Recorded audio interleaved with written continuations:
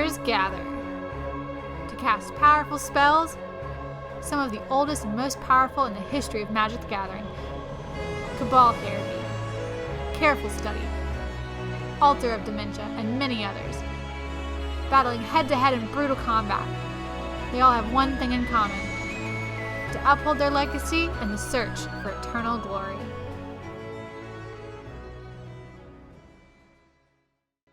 The Eternal Glory podcast is sponsored by Cardboard Live and TheEpicStorm.com.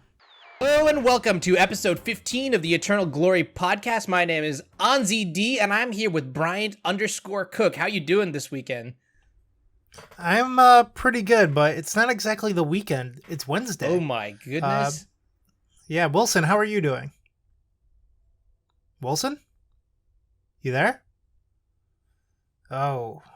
Awkward. Looks like Wilson's on his way to TwitchCon this weekend, so he's not going to be here. But don't worry, we've doubled down, and we've got two special guests today from the Grand Prix itself, which is, I guess, what happened this weekend. No surprises. There's a lot to unpack here as we go into today's episode, where we talk about our Grand Prix experiences, and we talk with special guests, hidden information.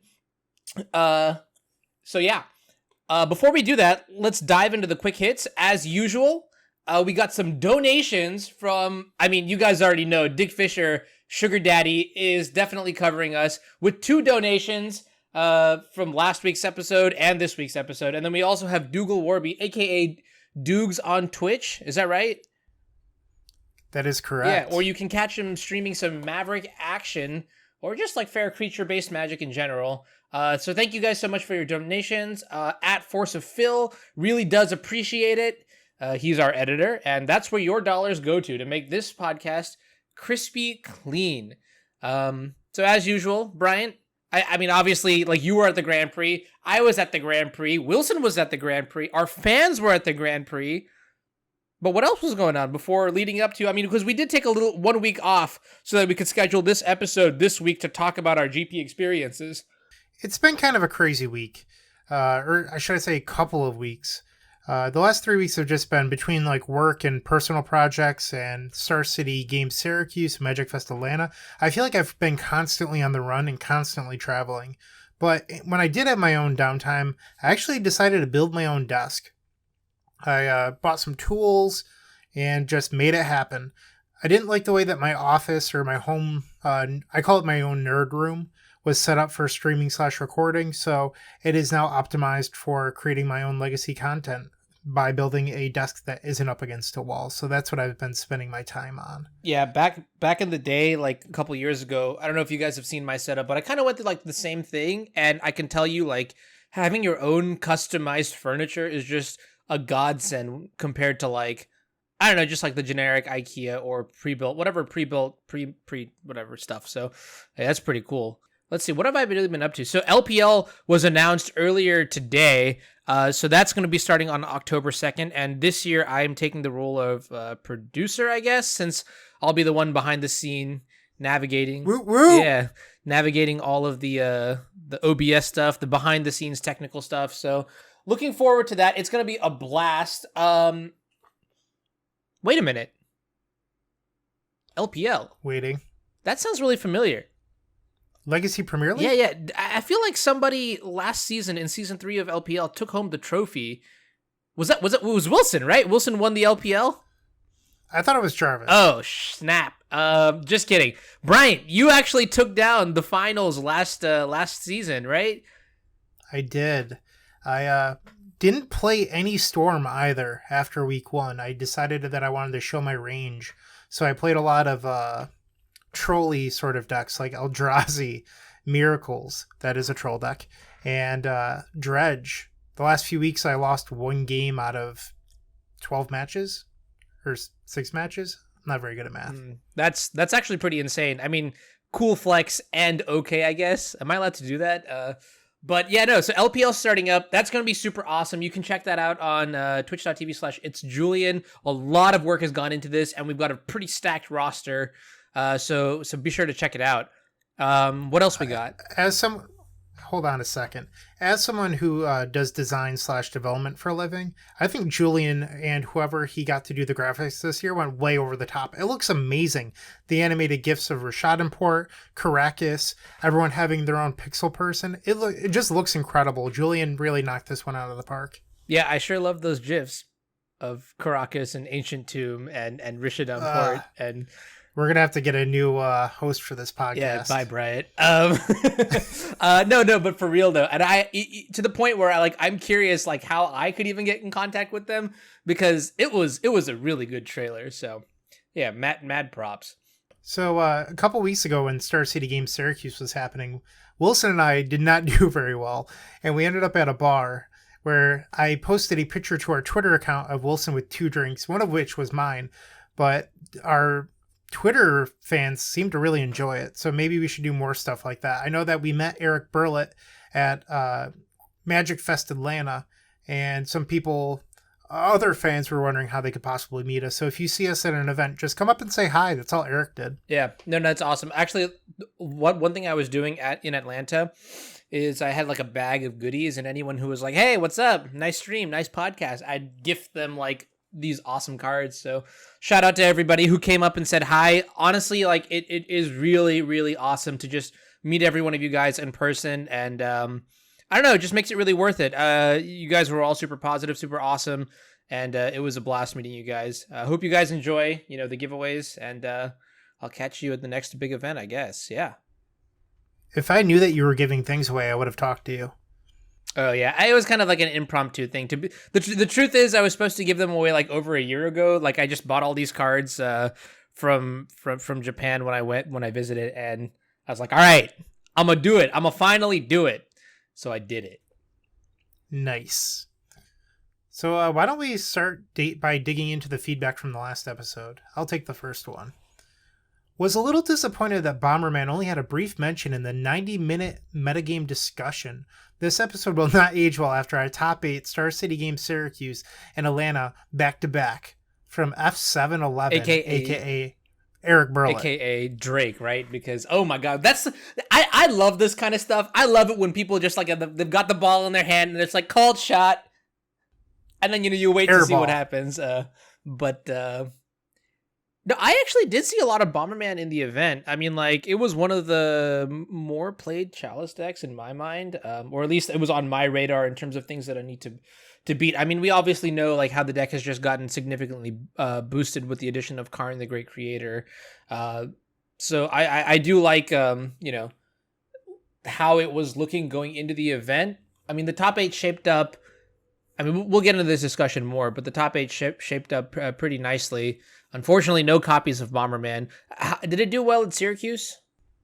I believe that Eric actually ended up taking, I want to say, like 18th in the Open. So he had a pretty good finish. I don't know how Eric's Magic Fest went, but he at least a respectable finish in Syracuse. Yeah, very respectable. Congrats on the 18th, Eric. Well done. Well done. I do know that Jody Keith lost to Dave Long in the finals of the Sunday PTQ playing Bomberman. Right. Okay. I remember that too. I think he 6-0'd the Swiss, and then I don't know what his top 8 match was, but he beat Hogak in the top 4 and then lost to Dredge in the finals, where apparently Dave, on turn 1 of game 3, just flipped over half his deck. And then as one does. Yeah, as Dredge does. So the next comment is by Reddit user Stoneheart, who says, "This is fast becoming my favorite Legacy podcast. Shout out to Anu, ya boy, for convincing me to run 2 Rest in Peace in my Stoneblade sideboard, which have been fantastic, as well as 3-2ing with my other deck, Merfolk. On a different note, will there be an EGP Discord at some point? I'd love to engage with other listeners and potentially even the hosts in real time at some point." So that's awesome. I'm glad that the Rest in Pieces have been doing well for you. I tried them out online at some point, and they were just completely crushing Rug Delver, which I think is probably the deck to beat currently. Although this is a random aside, but in terms of decks to beat, Rug Delver is certainly less powerful than all the other prior decks to beat compared to the field, right? Like Miracles and Grixis Delver. But anyways. And I'm glad you appreciated the Merfolk content as well. Yesterday, it was yesterday, I streamed an interesting list. It was Junk Beatdown Elves, which was a very Maverick-styled list. So for people who are Interested in that kind of stuff. I mean, I didn't do too well. Obviously, it was mostly pilot error, but the deck definitely looks super sweet. So I think I'm just going to start branching out and playing other decks. If you have anything that you're interested in, watching me play, hit me up. Let me know. And so I do know that my boy Sammy Rooks played 2 to 3 copies of Rest in Peace. I don't know what he settled on for the Magic Fest, but played Rest in Peace in Miracles. He opted to run a deck without Red and 6 in the main event. So something that I guess I didn't really think of is if you're choosing to play Rest in Peace in your Miracles list, you're kind of forfeiting the extreme late game option of accumulated knowledge, and instead you're kind of forced into running Predict, which isn't awful, but you do lose a little bit of points against the field in order to make yourself better against these Ren and 6 Tarmogoyf decks that are all over. Yeah, I agree. I don't know. I myself played AK this weekend. Kind of just realized last week that the card is just really good against Delver, and that's where I wanted to be. So I chose AK over Rest in Peace. It worked in one of my matches. It didn't work in another one of my Delver matches. Actually, I played Delver 3 times, so it worked in 2 out of 3. That's good enough for me. So yeah. And regarding the Discord, Stoneheart, we should get that set up. We also would need to talk about getting a Patreon set up and things like that. But I'm an old fogey. I don't want to do these things. I don't like the Discords. I don't like the Patreons. I just want to be grumpy. Think about the listeners, Brian. All the listeners, Brian. Come on. No, but that's a really good idea, and I guess the 3 of us will talk about it in the background. So we'll let you know when we know. And yeah, thanks for asking. And let's see, the last piece of feedback, a little bit of a textbook, so I'm going to just be concise about it. But from Reddit user Lasso1 says, thank you for another great episode. In the section later in the show, you talk about how to beat certain matchups like Ad Nauseam Tendrils or Black Red Reanimator in a mix of talks about cards like Veil of Summer and Rest in Peace. We agree that Rest in Peace looks good in the meta right now, but in what decks what decks can run the card with minimum drawback? And then there's also a little snippet about how cards like Nile's Spellbomb and Tormod's Crypt might not necessarily be the end-all be-all against Ad Nauseam Tendrils like I had sort of put it as, and I definitely agree with that piece of feedback. But going back to what we're talking about earlier, so regarding Rest in Peace, I think the primary decks that are going to be like the top tier decks that I think that can run it include, let's say, Stoneblade, Miracles, and Death and Taxes. Is there anything else?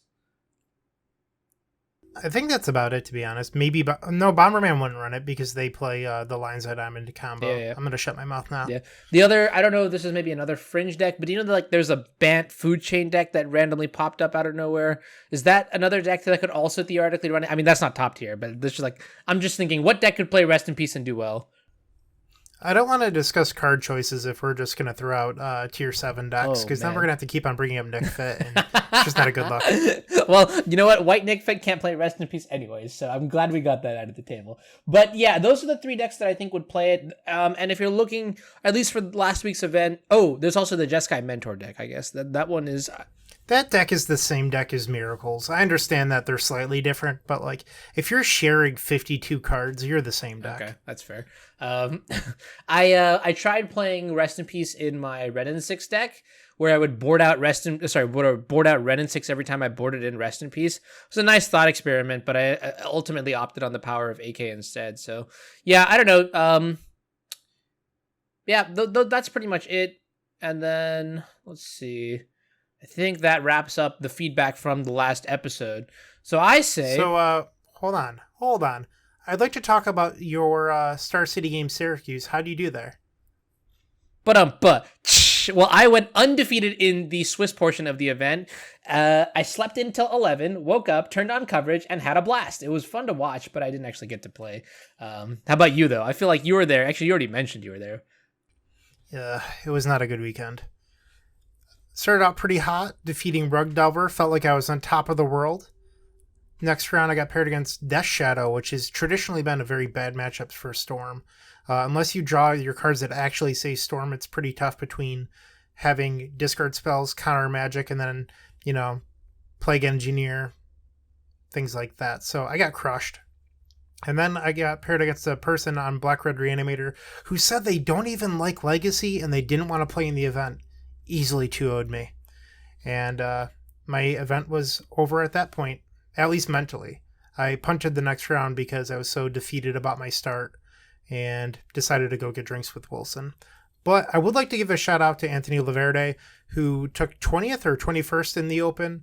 I probably should have listened to Anthony. He was saying how good Basic Island was practicing for that event. I actually didn't get to practice a whole lot because I had a lot going on that week.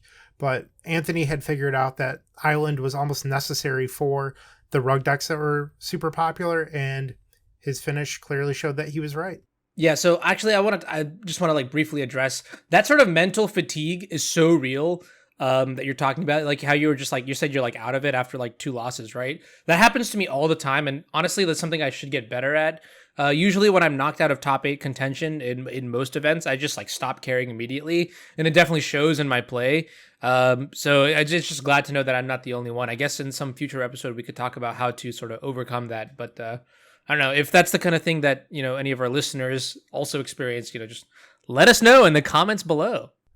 So for the notes, I put punted. What my punt actually was is that I resolved Echo of Aeons against Blue Red Delver, and I was at 9 life. I have Storm 22, actually. Or I'm sorry, like Storm 14 or something ridiculous, like a very high number. And I go to cast Burning Wish, and my opponent forces it. I have Empty in my hand. But the way that I was so tunnel visioned, I was like, their Delvers are going to flip, and they probably have Bolt. I'm just dead. So my opponent forces my Burning Wish, and I kind of just like picked up my cards. And then the second I picked up my cards, I was like, I set up my turn like this for a reason, so I could cast Empty for 28 and pray to not die. My opponent's Delvers did not flip. They didn't have Bolt, and I would have won game 2.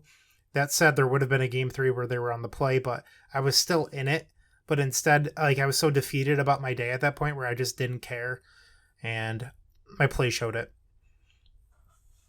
In general, I would say that I didn't have a whole lot of fun at Star City Games Syracuse between the main event and the side event. Just the games weren't super interesting. I didn't really feel like I made a whole lot of decisions. I kind of just got crushed or did crushing. Did very little of the do crushing. And the games, I just didn't feel like I actually got to play Magic, I guess. And I know that's silly coming from the combo player, but there's usually some sort of interaction in every matchup, even though people like to pretend that that's not the case with Storm. And it just didn't feel like that way, at least at Syracuse. Yeah, I mean, I honestly, and this is not necessarily related to what you're saying, but like on a larger scale, like on a macro scale, with Ren and 6 being such a definitive pillar of the format, it just kind of feels like games are either about Ren and 6, like interacting with it, or just ignoring it altogether. So I mean, like if you look at, for example, like Delver, like the Delver mirror, right? You know, Ren and 6 is definitely like an important thing about that. But then you've got a deck like what you're playing, like Storm, which is just trying to like not like pretend like Ren and 6 isn't even a card kind of deal. And it just feels like we've sort of homogenized the range of interactions that we can have. It's like either this card needs to, you know, be good against the Ren and 6 matchup, or it's just like, you know, something very, very like proactive, like a Storm Steak and Show, that kind of thing. So I don't know that the format itself is like in a pretty healthy spot. There's nothing that's absolutely like crushing the format. You know, there's no miracles, there's no Grixis Delver, but is it fun? Now that's a tough question to ask and to answer. I'm in a mixed position regarding that. So I don't know. Yeah, I also don't think that you deserve to have fun all the time, which is a difference between myself and some listeners and posters that leave feedback on Reddit. Just because something's not fun for you doesn't mean it's not fun for someone else. And fun is a zero-sum game. Yep. So I ruin a lot of people's fun. Trust me, I'm well aware. And I think Ren is completely fine. I know a lot of people are screaming for it to be banned, but gotta give things time to shake out. It's been, 2 months? You can't just go screaming for bans that shortly. You kind of have to give people a chance to adapt and metagame and all that good stuff, because Legacy's slow to adapt. It's just the sad truth. Well, I'm going to ask you a question on the spot real quick, Brian, and that is, what do you think is the most zero-sum fun card in Legacy? Card in particular? Yeah, just anything. This is just a for fun question. Chalice of the Void. I don't think either player has fun when it's like, I don't think Chalice players enjoy playing Chalice decks, and everyone hates playing against them. So I was gonna say like Tanglewire. The player that has Tanglewire in play is probably having a blast, and the other person is just like, oh god, oh damn. You know what I mean?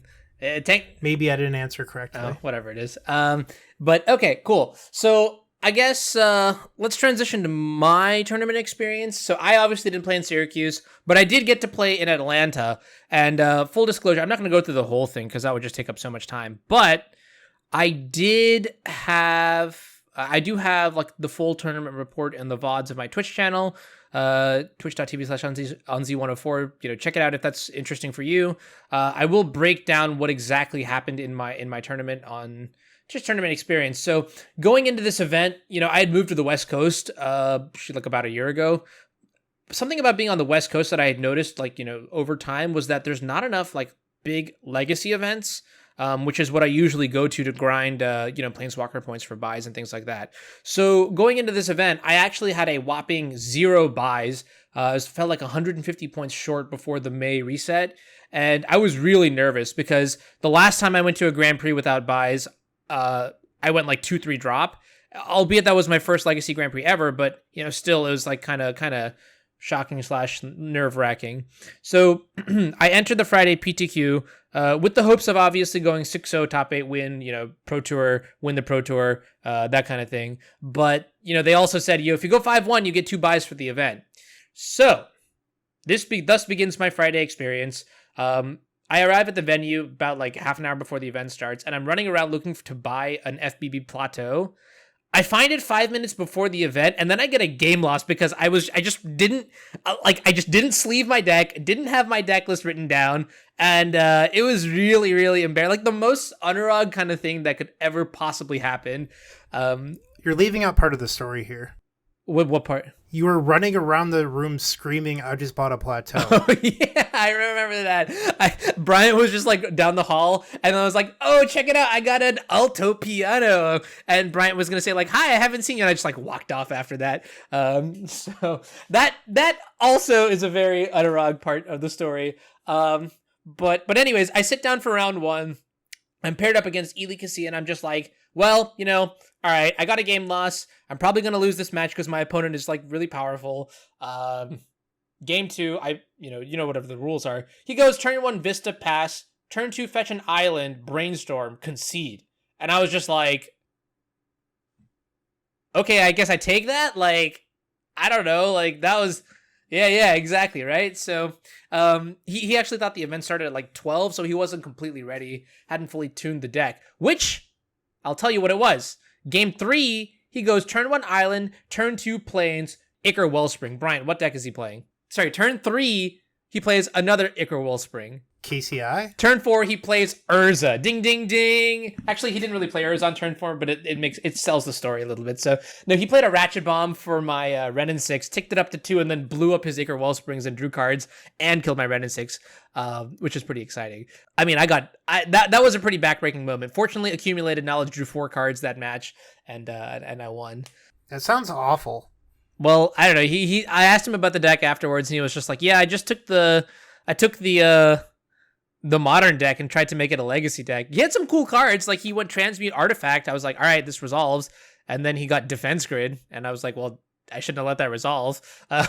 So, yeah. That's what our boy Phil Blackman ran in the main event and at Star City Game Syracuse. Ooh, all right. That's what I'm talking about. But, yeah, I also played against Mono Red. My one loss in the event was to Alurin that had... so are you familiar with like the Imperial Recruiter build of Alurin that had like Cabal therapies? It was 4-color. That's what it was several years ago, before Deathray Shaman. So my opponent, I think it was your friend. He showed you the list beforehand, but he had 3 main deck Veil of Summers, and so he had cut the Cabal, the whole black package, and had 3 main deck Veil of Summers. And I think I saw a main deck Flusterstorm that he'd pitched to a Force of Will. Needless to say, I got completely crushed. So is what it is. And then I also battled against Jeskai Mentor, something else in round 5 that I don't remember. And then in round 6, my win in for the buys, because I was 4-1, I played against Black-Red Reanimator. And there's something about playing against Black-Red Reanimator where you can just feel your hope, like, just get drained out of your body. My opponent went, like, Gristlebrand in game 1, and I was like, all right, this is it, I guess. But in games 2 and 3, game 2, I think they chose to animate dead a Grave Titan over a Gristlebrand, and I had the Swords to Plowshares in my hand, so I got super lucky. And then for the main event, I'll try to keep this short too, because I know I'm rambling, but I started off 5-0 with the 2 buys, but picked up my first loss to Daniel Mayo on Rug Infect. I'm sorry. And so that's like, he's played Infect before, and he just add Red and 6 to every deck. It just gets better. This was a match where I actually like punted pretty badly, stacked a Ponder incorrectly, and I don't know, like maybe I'll get to this in a little bit, but it kind of just like, it still sits with me like that I made a mistake here.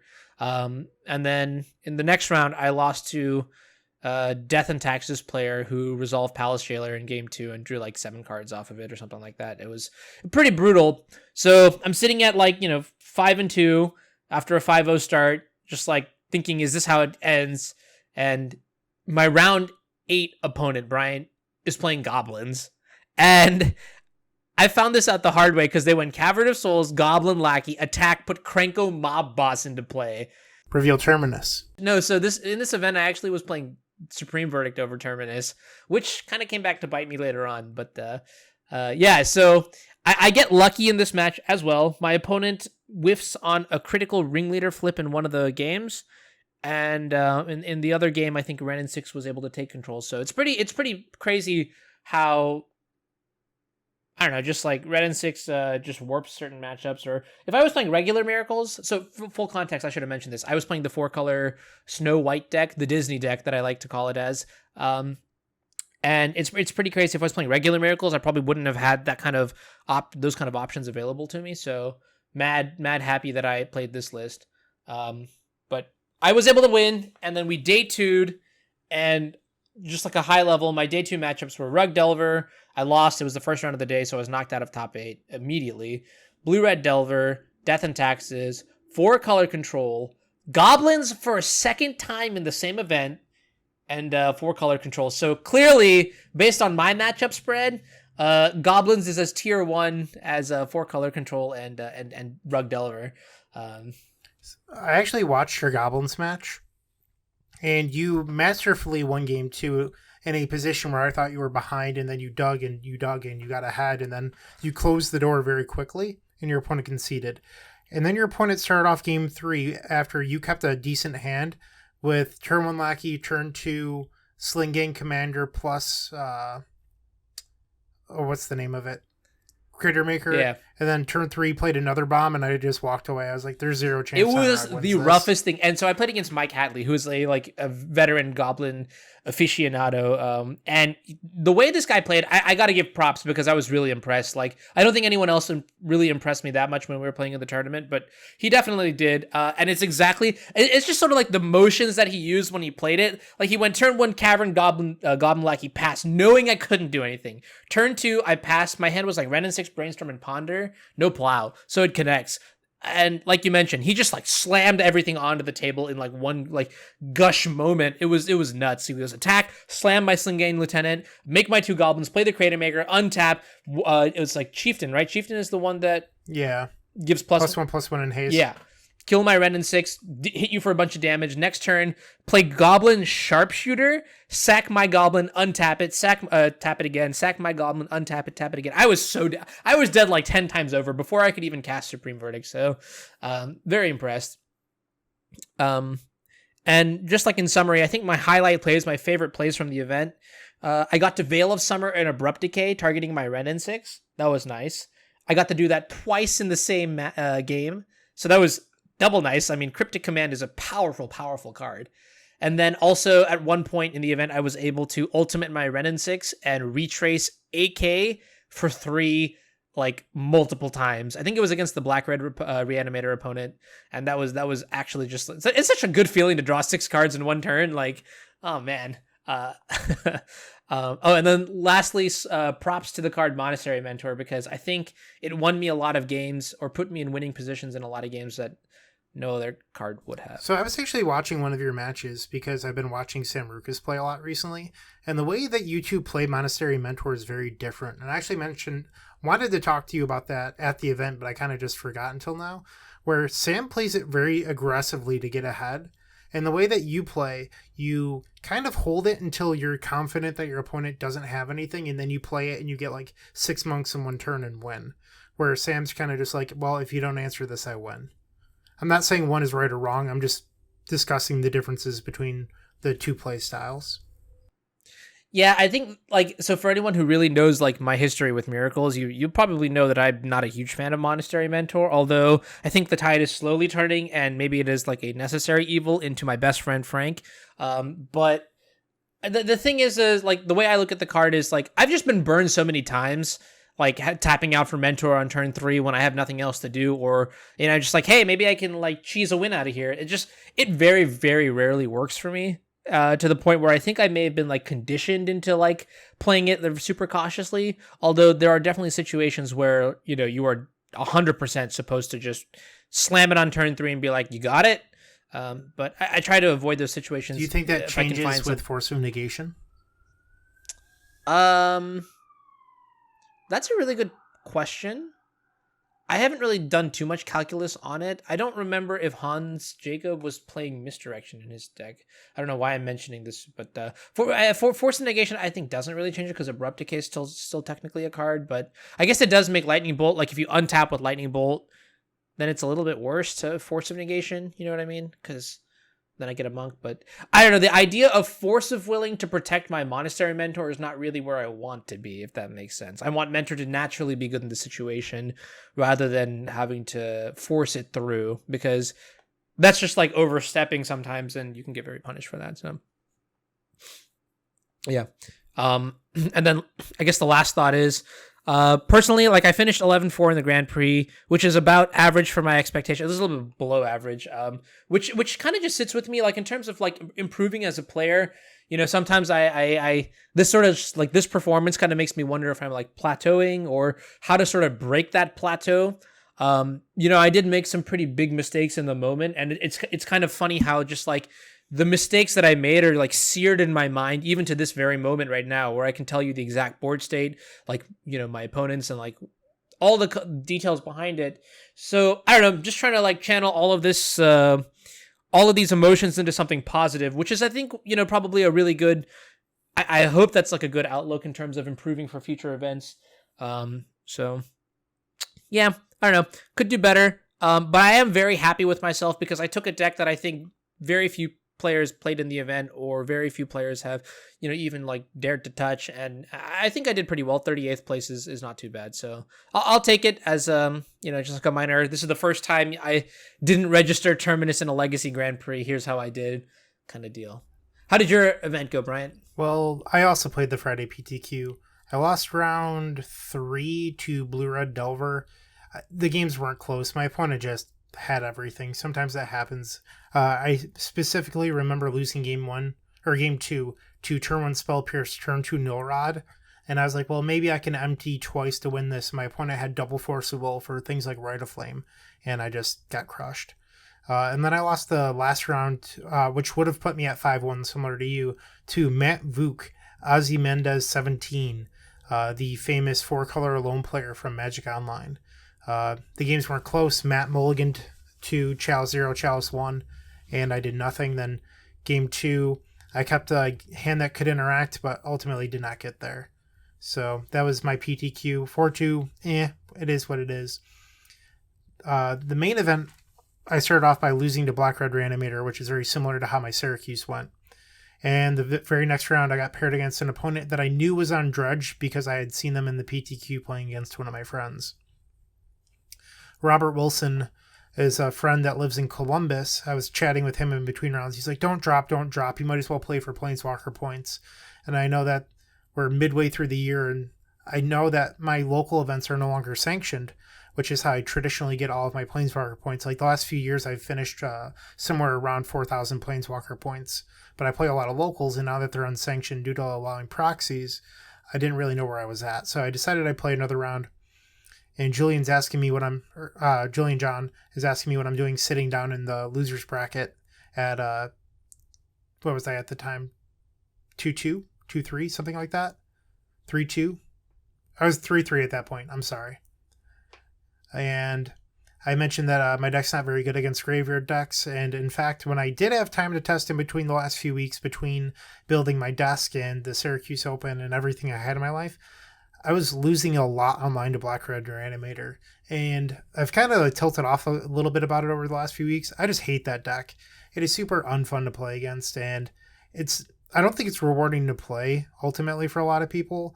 And even my Syracuse opponent, as I said, was like, I don't really like Legacy. This is just an easy deck to play. I imagine if you're at Eric Landon's skill set, it's not the same because you're making more complex decisions, but it doesn't require that in order to beat me. You just have to be able to put a Gristlebrand into play on turn 1 or turn 2, and then I lose. So I told Julian, if you're playing Reanimator, you can just have the win, and he flips open his deck box. The card that's first revealing to me is Entomb. I shake his hand, and that's it. Wow. Yeah, so I decided I had had enough, and I was kind of just like raging at that point about how much I hate Black Red Reanimator.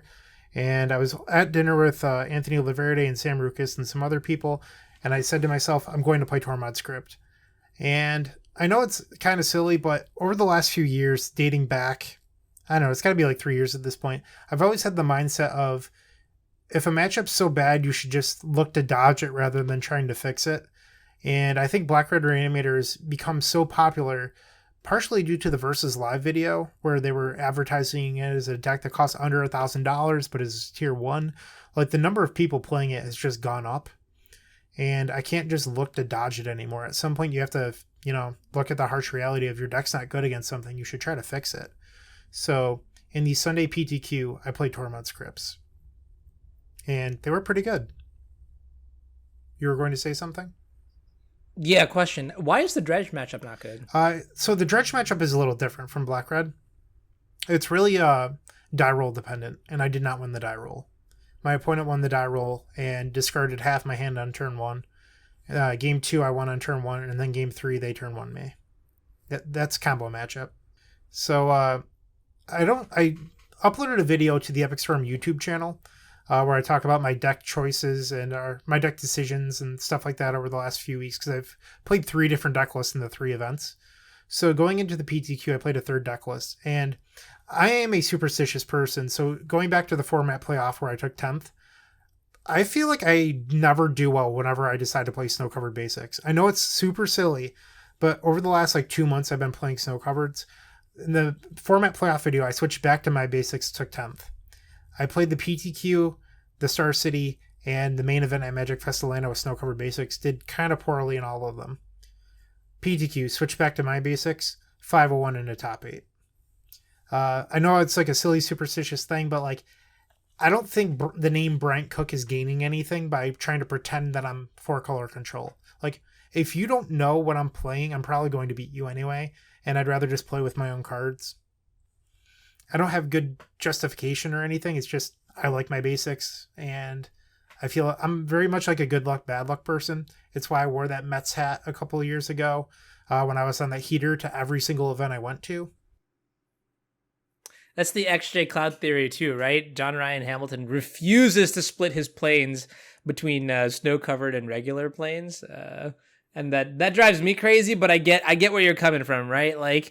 At some point you're just like, whatever. It's like not even half, like a 0.1%, gain or whatever.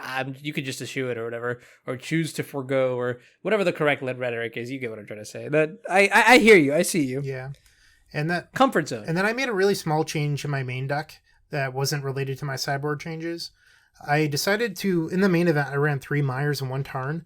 Actually, one of the matchups that I lost was to 4-color control. I didn't talk about that previously, but in game 1, I had drawn 3 Myers after getting wastelanded twice by Ren, and I didn't have another legal target in my deck, and if one of them was a Tarn, there was a good chance I won that game. So I decided in the PTQ I'd run a 2-2 split between Meyer and Tarn, and it was perfect. There was multiple times where I opened up with Tarn and Meyer, and was able to get both basics in my deck, and it was perfect. I can't say anything more about it. And credit to Anthony for really forcing me to play Island. It was a big difference maker all weekend for me. I faced a lot of Rug Delver, and it was an all-star. I got to sit and play with Swamp Island, Mox Opal, Chrome Mox, or extra fetch lands, and just not be vulnerable, I can't say that word right now, to Wasteland. It was just a big difference maker. Yeah, and given how prevalent Ren is in the format, which, also means that Wasteland is very prevalent. I really like that change too. I know Anthony and I, we 5-0'd together with the Epic Storm on stream a while ago, and like immediately after, he messages me and he's like, "Hey, after playing this, like, do you think it's crazy to put a basic island in?" And I'm just like, "Nah, that's what I want to hear. Basic Island is a very elegant, graceful, scholarly card." And Anthony was like, I got you. And I like that. I like that a lot. So yeah, cool. Congrats on your PTQ top 8. That's nuts. Thank you. So I was immediately rewarded for switching my deck in my Rage Tilt, because round 1, I win the die roll, I cast Duress, and my opponent immediately just reveals Entomb, Reanimate, and some other black-red Reanimator cards. I'm like, I will be taking your Entomb, leaving you with a hand that doesn't do anything. And then game 2, I had the Tormod's Crypt, which bought me enough time to win. Nice. I beat a couple of Rug decks due to defense grids. I actually cut Hope of Giriper for the PTQ, and I ran an extra defense grid in the board. The basics were huge. And round number 5, I got paired against Robert Wilson, the gentleman who convinced me not to drop so that I could face another Black-Red Reanimator deck. And I got my revenge. I was going to say something. I think it's kind of cool. Also, Tormad's Crypt, like over surgical because it has synergy with things like Mox Opal, or you could put it into play like dodge discard kind of deal. Like, yeah, you hit both major points right on the head. And the tertiary thing would be that it's a 0 for ad nauseum. Okay, I like that too. Nice. And as I mentioned, if you're interested in watching the full breakdown of my deck list updates, head over to the Epic Storms YouTube channel and get my in-depth analysis. All right, so then for the next section, let's talk about the top 8 of the Grand Prix that just took place this weekend. Honestly, this was a really diverse top 8. Brian, I mean, looking from 1st to 8th, it seems we have the champion Cyrus Corman Gill on Ad Nauseam Tendrils, Austin Blackner on Rug Delver, Shin Tomizawa on Golgari Depths, Ben Stetcher, on Burn. You have Colin Roundtree on Jeskai Mentor, and 6th place. I forget who took 6th place at the Grand Prix. Jarvis, me. Nice. What's up, Jarvis? How you doing, dude? Congratulations, man. 6th place at a Grand Prix.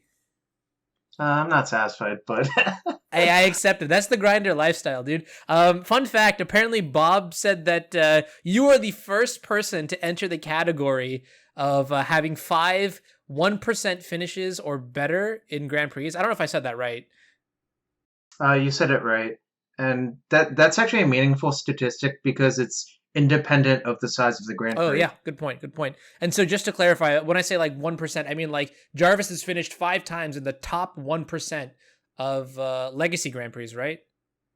So, for example, GP New Jersey, while you didn't top 8 that event, you did go 13-2, which, was the top 1%. So I think that's definitely very meaningful. And you're setting trends, dude. People got to catch up. I think I ruined Jarvis's event. I told him that he was going to get another piece of plastic to put next to his current trophy, and then Jarvis shook his head at me and walked away, and I feel like I jinxed him. Ooh. So real quick, in 7th place we had Daniel Espinoza on Turbo Depths, and in 8th place we had Tariq Patel on Hogak, which is a pretty cool deck. Tariq also top 8'd last week in Syracuse with Hogak.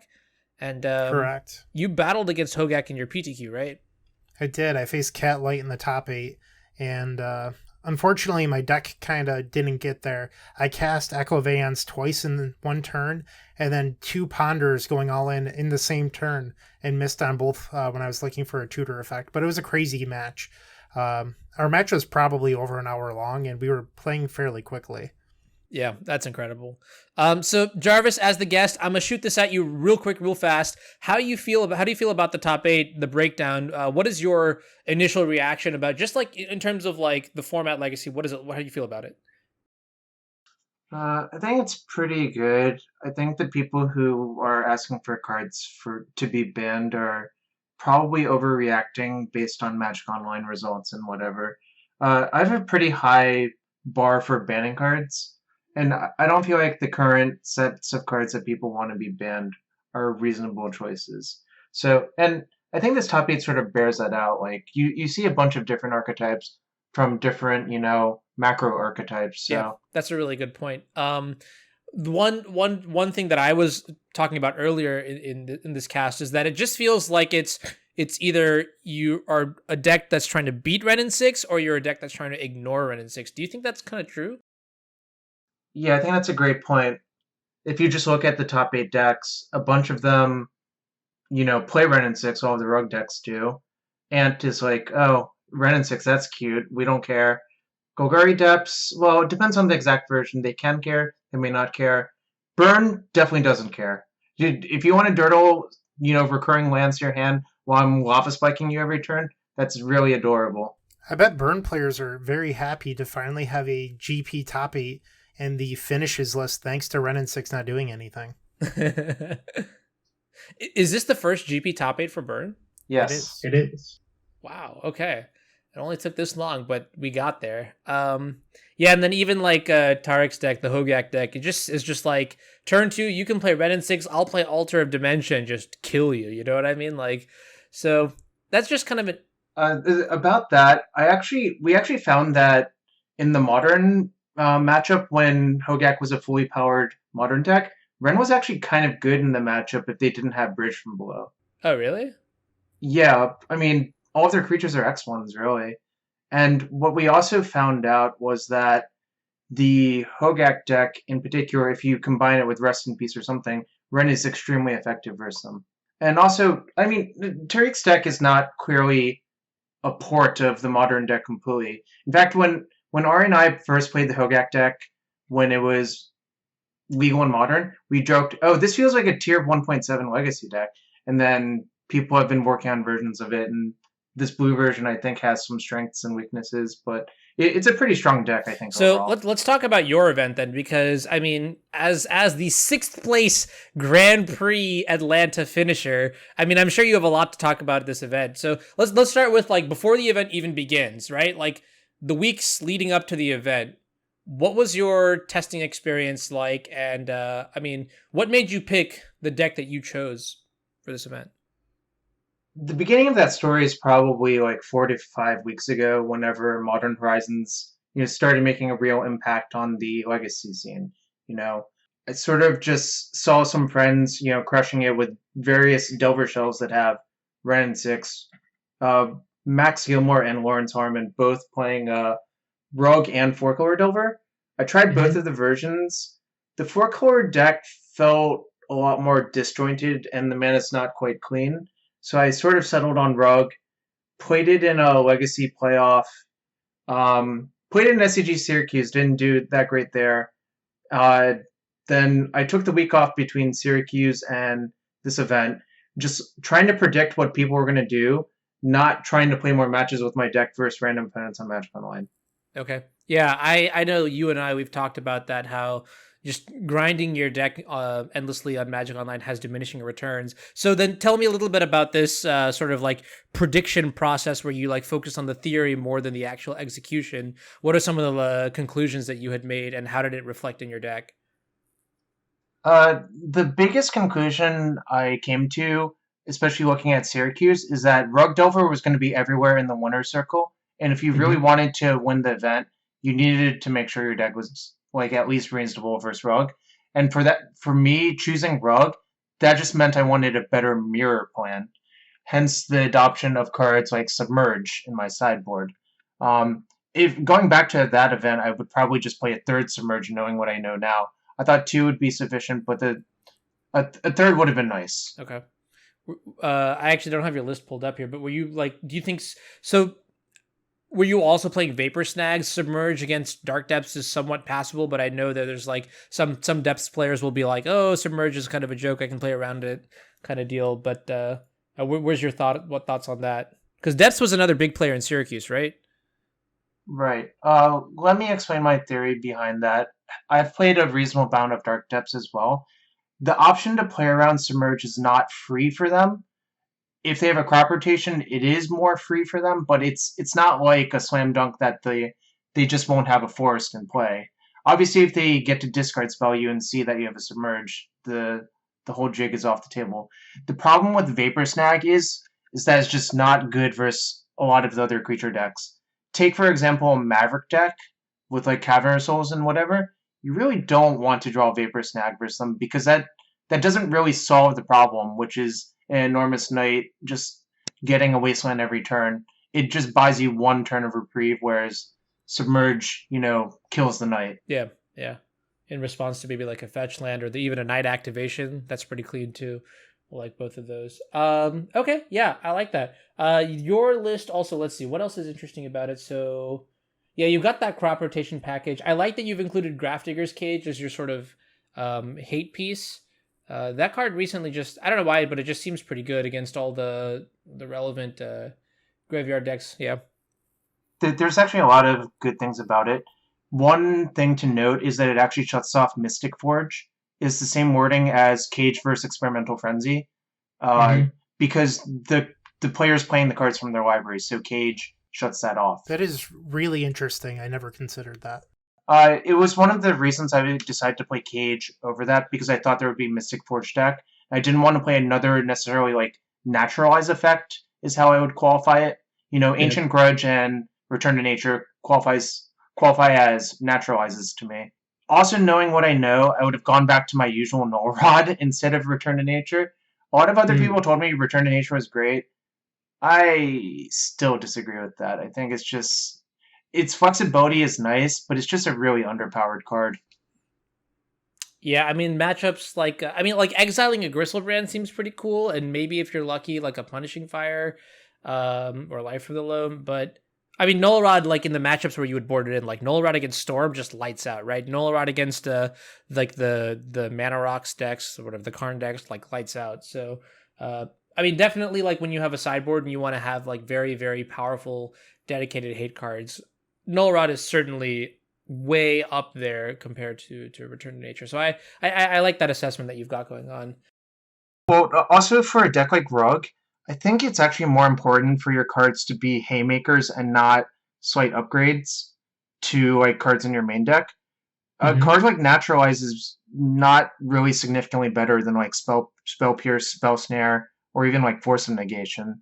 Is basically the same card except it costs you 2 mana. I cannot condone this advertisement for Null Rod on this podcast. But you know I love a Null Rod, Brian. Remember back in the day where like there was that Null Rod Miracles meme? I actually thought about playing Null Rod this weekend in my Ren and 6 deck, and then I was like, Astrolabe, but Null Rod, but Astrolabe.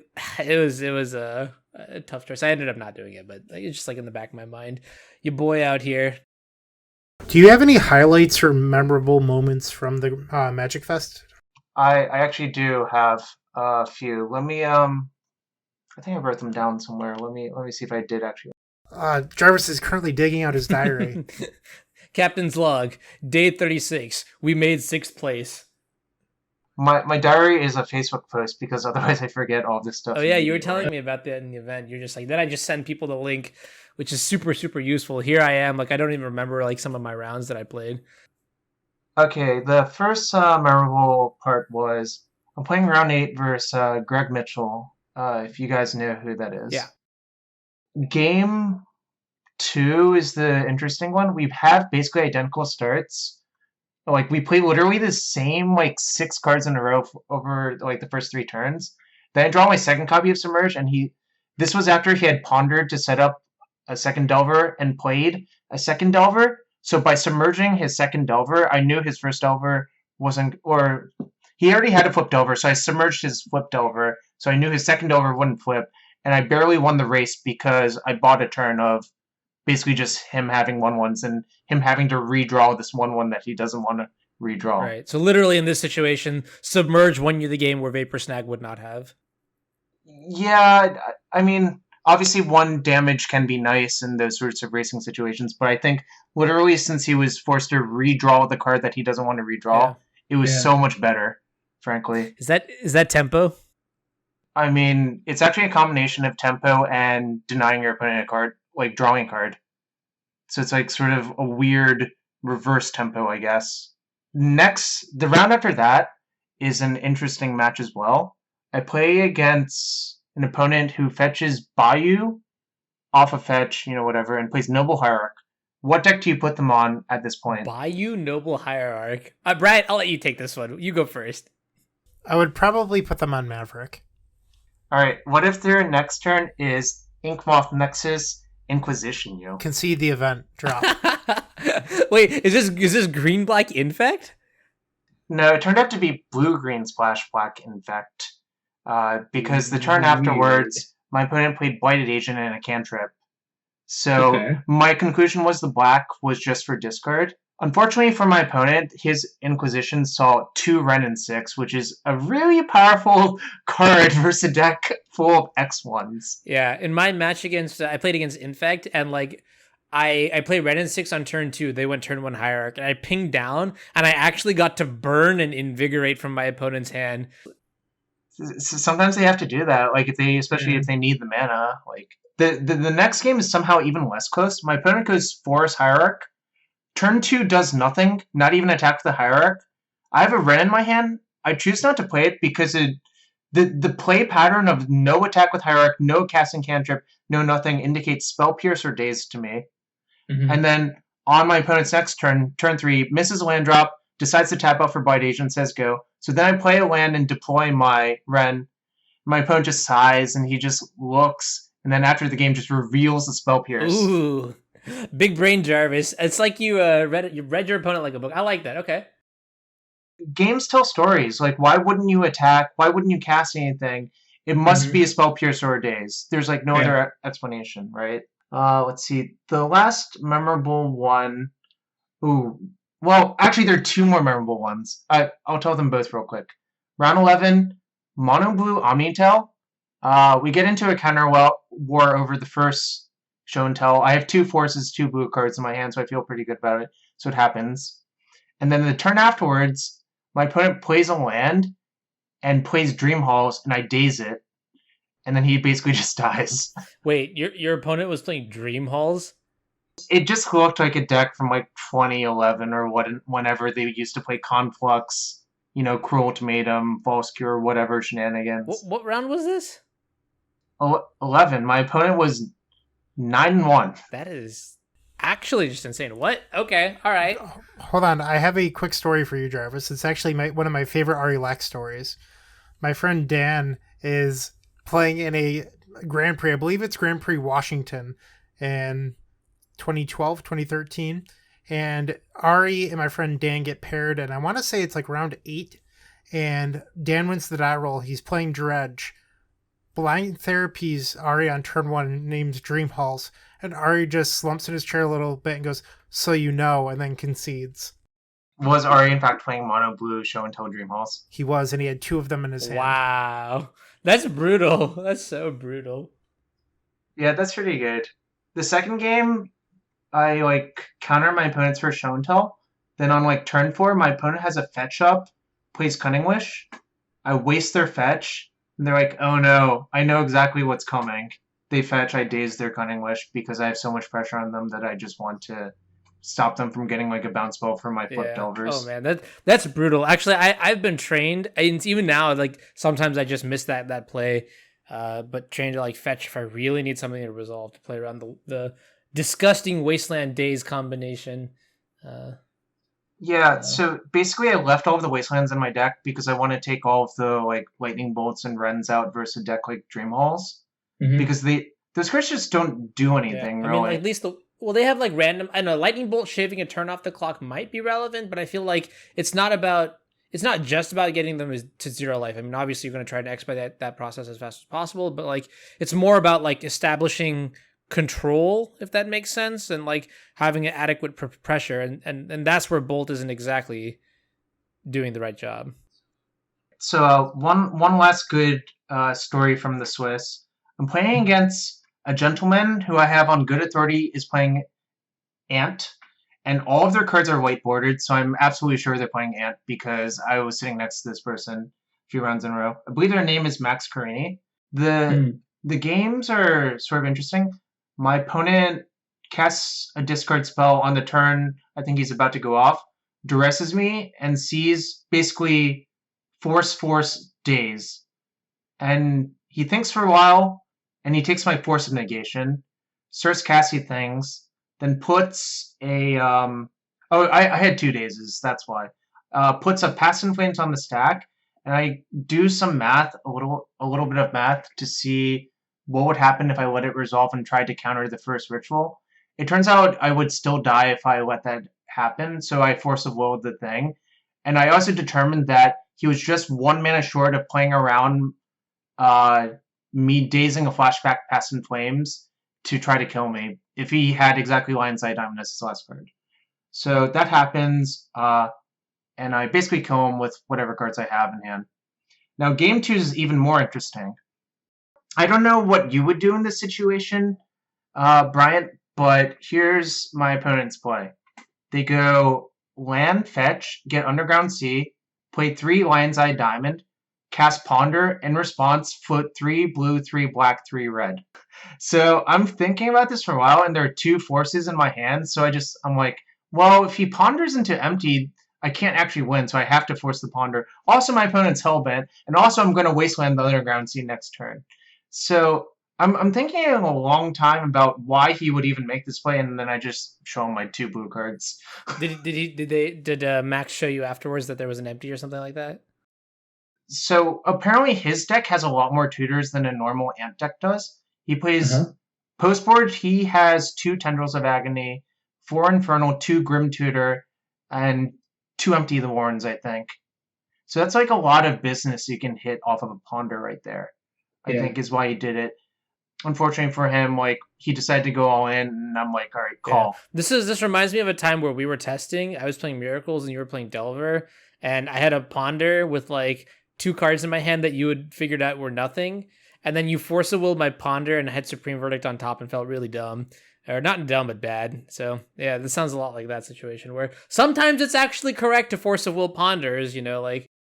It's a lot easier when your opponent has 0 cards in hand, you know you're going to wasteland their Underground Sea next turn. That as well. Yeah, that was a no-brainer. I think that was a pretty amusing story, though. I actually talked to Max about it, and his rationale made a lot of sense. I agree. He's just force-checking me. Yeah, and on top of that, his hand didn't do anything otherwise. So he had an Infernal Tutor and a Duress. No, it was an Infernal Tutor and a Tendrils, I think. Because if you have a Duress, I think you just Duress on 1, right? Well, he was telling me he didn't want to be... This is what at least I was told, was that he didn't want to be forced into pondering off a basic island looking for a black source for Duress, and then needing realistically 2 mana sources so he can Duress and Infernal Tutor all in 1 turn. Yeah, I think once you decide to keep that hand, that is the correct Yeah, makes play. sense. Also, just random shout out, but Max Carini is a Wonder Pro on Magic Online. I don't know if you've battled against him. Yeah. So it's kind of cool just connecting the dots together, IRL, and so that's kind of cool. So all in all, I mean, like, it seems like you had like some really tight games. What happened in the top 8 of the event? My opponent was on the play because they were seed 4 versus seed 5. I was actually talking to Cyrus about this. I told him I did the math that he could actually scoop me into a higher seed and we would dodge until the finals. But he chose not to, which is also his prerogative, So I took the draw. I knew this would likely put me in 5th. I didn't know who would be in the 4th seed. But I think a burn player on the play is not really ideal for me, especially since I saw his list and it had 4 main deck Firecrafts. Like, oh god, this is like kind of a disaster because... First off, he also chose not to play any non-basic lands. It's literally just 20 mountains. Oh, so you can't get like any chip damage off the lands or anything like that, right? It's less about that and the fact that sometimes they play like Barbarian Rings, so I can hope to like waste them. But if they just get to 3 lands and start drawing Firecrafts, I have really no good recourse. And that's sort of what happened. My opponent also just didn't walk cards into Spell Pierce or Daze, which I think is actually a key part of the matchup. if you wait to play your cards so their soft counters don't do much, you're kind of removing the advantage they have over you, which is using their, tempo efficient cards. Yeah, that makes sense. I'm actually really nervous that with Ben's really good performance, in fact, it's already coming to fruition that like in the Magic Online queues, I'll be running into a lot of burn. And yesterday I was streaming with Edgar's 4-color pile deck, and legit round 1 burn, round 3 burn. Both times I conceded after turn 1 Goblin Guides, so it's just like, all right, that's cool. So It sounds very good for me. wait, is burn a good matchup for the Epic Store? I am over 88% in my spreadsheet. I think both Storm decks are pretty good versus Burn. The most important card from their side, I think, is Eidolon of the Great Revel. / maybe Parasitic Pillar if they have that post board. But, I mean, I think realistically, it's probably a good matchup for both of the decks. Probably slightly better for Tess than it is for Ant, because just a quick empty is going to win a lot of games. There's one Magic Online user that I've lost to. I think I have like 4 total losses against Burn. I've lost to one player twice, maybe even 3 times, because they play 4 main deck Volcanic Fallout, and that's how I beat Burn. How much combo did you play in the event? Because looking at the top 8, exactly the top 8, I guess, I mean, obviously, like, the top 8 is not the end-all, be-all, right? You want to look a little bit further than that. I would say, like, all the 12 threes and better are reasonably meaningful results. But did you play against a lot of combo matchups? I mean, we know you played against... Round 3, I played against Esper, Echo of Eon Storm. Light with Entomb, the white was for Monster Mentor. They played it versus me, and that's the usual card that they play in that deck. Yeah. Round 4, I played against Blackguard Reanimator. Round 11, I played against Mono Blue Omnitel. Round 12, I played against Ant. So that's about a third of my matches were against combo. Actually, it's higher because I should exclude the rounds I drew from games played, right? So it was actually about half. A little bit under half, That's actually more combo than I've played against in a long time. I don't think I played against any combo this weekend. I mean, in the PTQ I did, but like in the main event, I didn't. Or no, I played against combo once. I played against Blackguard Reanimator. So related to that, someone posted and like in a lands group and tagged me, and they were like, the top 8 would have been so good for you if you had played lands. Then I just linked them my literal pairings that I think I would have taken like 4 auto losses that if I had done that. The person was forced to concede the point that like just because the top 8 is good for you, the top 8 metagame is good for you, doesn't like you have to get through the Swiss to get there. Jarvis, in the PTQ on Friday, I faced a gentleman who is running black lands. They had Thought Seizes in their deck on top of Spheres and Force of Vigors. It was very, very scary for me, personally. Force of Vigor is pretty good against me on top of Spheres, Ports, Wastelands, and Thoughtseize. I actually lost game 2 because my opponent had Thoughtseize for ad nauseum that I was going to tap 6 mana sources and cast. So did it look like they had cut red from their deck? No, they had red as well. I asked them about it after the match, and they said it was based on a Japanese pros list. you've played black before in lands, right? Like way back when. The problem with the black splash in general is your mana base is pretty bad, and I think that's more of a detriment than ever. The reason I gave up on that deck is that I don't think lands is actually favored versus a competent rug pilot, and I think that's a very dangerous place to be in. Well, Ren and 6 changed that a lot, right? The problem is, basically, you can get lone locked from a Delver deck way easier now than before. If they just counter your exploration, it's very easy for them to waste you while just chipping away with the Delver or whatever. That's a little bit frightening, actually, to think about. I mean, is that like so? What are other edges that rug Delver decks would have against lands? Like, I mean, you used to play lands so much, and now I guess like after a certain point, it just like fell off, right? When's the last time you played at Richmond? I played it in a bunch of Magic Online events, off and on. Okay. But the real problem is, I think the adoption of Ren was so much better against lands than it is in lands, because in lands it's basically just a hard to cast Crucible of Worlds, in my opinion. And you're not really in the market for that. Only in a post-board game would you be in the market for that. I like that you said Ren, a red-green card, is a hard-to-cast Crucible of Worlds in the red-green deck. I mean, you're not wrong, it's just like kind of funny.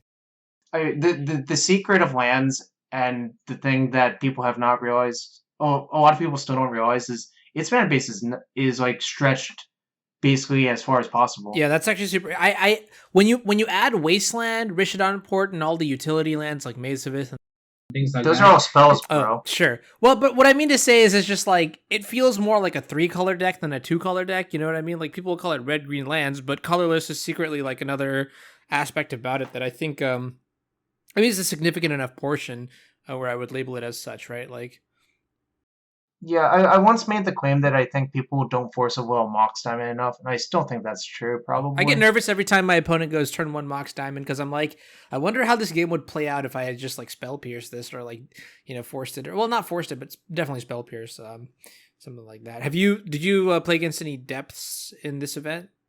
I did not, but I feel comfortable in that matchup, even though the data showed that Golgari was like 70% versus Rug. I just think it's a very tricky matchup to play correctly from both sides. And it really, I don't know, like, the Pithing Needles obviously help for them, but the one thing to note is if you have a crop rotation hand, they basically need 2 Pithing Needles. I watched the top 4 match between Rug Delver and Dark Depths, and I think one of the big reasons, I mean, obviously in Game 3, the Dark Depths player mulliganed to 5, and I think that played a big part, but also, like, Austin had Caracas in his opening hands both times, games 2 and 3, which is... It's very lucky to have your 1-of in your opener. It obviously warps the game around it because they have to kill the Caracas or do something or play a weird game. I saw something very strange when I was watching one of Cyrus's matches. I want to say it was like round 12 or so. Cyrus was paired against Turbo Depths with Elvish Spear Guides and Lotus Petals, all that good stuff. Actually, Turbo Depths, not Medium Depths or anything else. Cyrus's opponent casts Ashiok, passes the turn, doesn't plus. Cyrus untaps, has a look on his face, casts Past in Flames, proceeds to win the game because his opponent didn't exile his graveyard. And they're in the middle of sideboarding, and Cyrus realizes that his opponent could never actually even cast the Ashiok. He cast it off Forest, Bayou, and Thespian stage. Yeah, Cyrus mentioned this story to me, but he said that he had actually Veil of Summered the Ashiok activation. And then maybe I missed that. Yeah, and then he had a single preordain that he was able to use to find Infernal Tutor, so... Funny note about that is the Ashiok exiling your graveyard doesn't have to target you to do that. If the guy had just Ashioked himself, it would still exile all opponents' graveyards. Oh, wow. That's cool. The reason that I even am remotely aware of this is the Kethis deck in Standard used to Ashiok itself all the time to just mill cards, and it would always just exile the opponent's graveyard every time. That is very cool. Yeah, the more you know. Okay. So I am actually out of questions for you, Jarvis. I guess, so taking your list, because I know a lot of people are going to be curious, if you wanted to make like minor changes to it, for moving forward, I mean, GP Bologna is probably like the next big event. In fact, there's a whole slew of events in Italy around that time frame, but you mentioned that you would be interested in adding a 3rd Submerge. Are there any other cards that you would like to add? I guess maybe let me put it this way. What overperformed for you and what underperformed for you? So, hate to admit it, I don't think in this specific shell, like I don't have Thoughtseize or anything. I think Arcanus is basically at its worst in this shell. Plus, it's another graveyard reliant card for the blue. Like the blue-white decks love Decidin so many Rest in Peace versus you or whatever. Yeah. So I'd probably cut that Arcanus and just play another main deck Spell Pierce. Disclaimer, but we told Jarvis in order to be on the show, he would have to bash Dreadhorde Arcanist. So this is him doing his due diligence. Well, I'm not bashing it. I'm giving it its correct context, which I believe Arcanus is still really strong in Grixis shells specifically, because it pairs naturally with, Thoughtseize and Inquisition and the like. But the reason I want to do specifically this change is I get another sideboard slot if I move a Spell Pierce to the main, and that means I can play a 3rd Submerge in my sideboard, and I can cut the Return to Nature for a Null Rod, and I would probably want to make room for a 2nd Grafdigger's Cage if the metagame goes where I expect it to, which is all of these Delver decks are really, really, really soft to fast graveyard decks, in my opinion. I don't mean like Reanimator, I mean something like Dredge or Hogak. I would agree with that, actually. Yeah, I mean, Reanimator is a graveyard deck, but it's not like... how do I explain this? Reliant. Okay, it is definitely reliant on the graveyard, but the graveyard itself is not like an engine. You know what I mean? Whereas like the dredge deck will naturally just like dump its whole deck into the graveyard and like develop that way. That's just a really weird thing that I said, so I don't know how to. The best way of putting what you're trying to say is, I think, is Blackbird Reanimator consolidates the game for spells to be relevant to such a short time frame that it's better to have free spells versus it as opposed to spells that actually cost mana. So one thing Sunday night over dinner, some friends and I were talking about if the Hogak deck is here to stay, if it's really a good deck, or if Tariq is just insanely good with it. I think the deck is actually just very powerful and people haven't caught on yet. I agree with that too. I'm not fond of all of the exact specifics of the deck. Specifically, I'm not in love with the card Hedron Crab, which I think is the real reason to play blue, but props to him. Maybe he knows something I don't know. I do believe the underlying Hogak shell, like all of those black creatures that are recursive, and Hogak itself are just a really powerful engine. That's one thing I wanted to ask you. You made a really interesting comment about the blue-white decks and them boarding in Rest in Peace a lot. How do you adapt to that? Because you mentioned something very interesting that I don't think I had heard anyone else mention before. Against versus all my blue-white opponents, I just showed them how I sideboarded, and they all said that they didn't expect any rug player to do that, which is I sided out all my Ren and 6s in Tarmogoyfs, or as many, 2 Tarmogoyfs.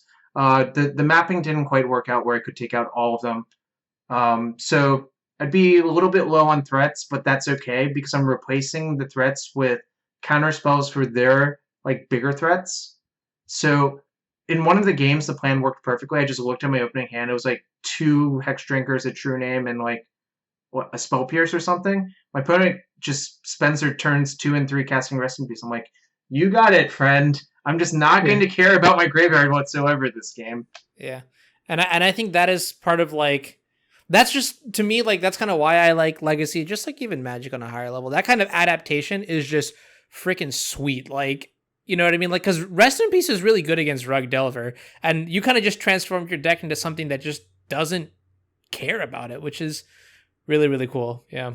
Yeah, you actually see that a lot more in sealed decks secretly. If your opponent just has a deck full of 2/2s, you should just side in every 2/3 you have.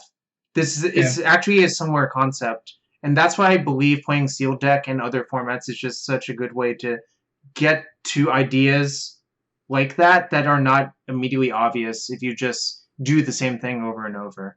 Okay, cool. Well, Jarvis, thank you for joining us.